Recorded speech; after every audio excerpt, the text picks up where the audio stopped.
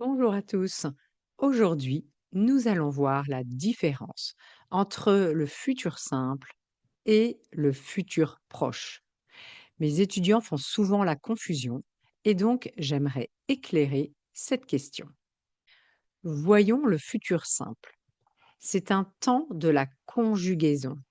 Retenez bien, c'est un temps de la conjugaison, ce qui n'est pas le cas pour le futur proche. Juste un rappel.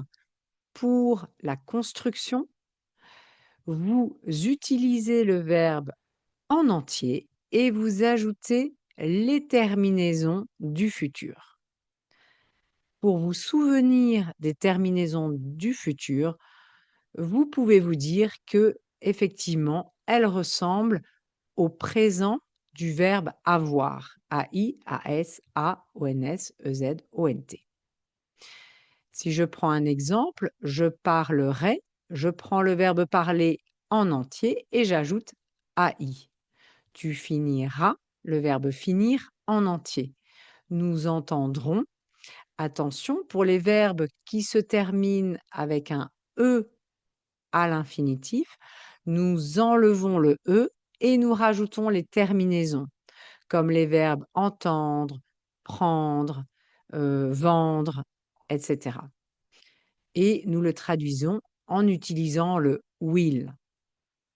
Évidemment, il y a des exceptions, comme le verbe aller, le verbe être, le verbe avoir, savoir, voir, j'irai, je serai, j'aurai, je saurai, je verrai.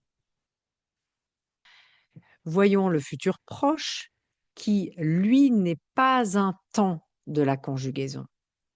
Si vous regardez la construction, c'est le verbe aller auquel on ajoute l'infinitif du verbe. Et donc, je vais partir, vais est bien le verbe aller au présent de l'indicatif. Donc, ce n'est pas un temps, c'est une façon d'exprimer une action dans un futur proche. Alors, quelle est la différence? Quelle utilisation entre le futur simple et le futur proche? Le futur simple, lui, indique une action programmée, une action prévue. Le train partira à 18h. Plus tard, j'aurai des enfants. Vous utilisez le futur aussi après les expressions quand, pendant que, j'espère que. Le futur proche, lui, indique un changement à venir. On l'utilise beaucoup à l'oral. Il va pleuvoir, je vais avoir un enfant. Vous voyez la différence? Plus tard, j'aurai des enfants, c'est un projet. Je vais avoir un enfant, c'est que la maman attend l'enfant. Elle va avoir un enfant très bientôt. Je vous propose donc un exercice où vous devez compléter avec le futur simple ou le futur proche. N'hésitez pas à arrêter la vidéo pour compléter l'exercice. Et voici en suivant les réponses. Rappelez-vous bien que le futur proche, c'est pour quelque chose d'imminent, c'est une décision en cours, alors que le futur simple, c'est quelque chose de programmé, de lointain, de neutre.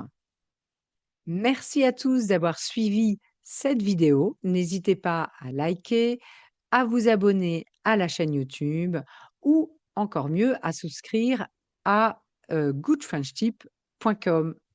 Merci et à bientôt.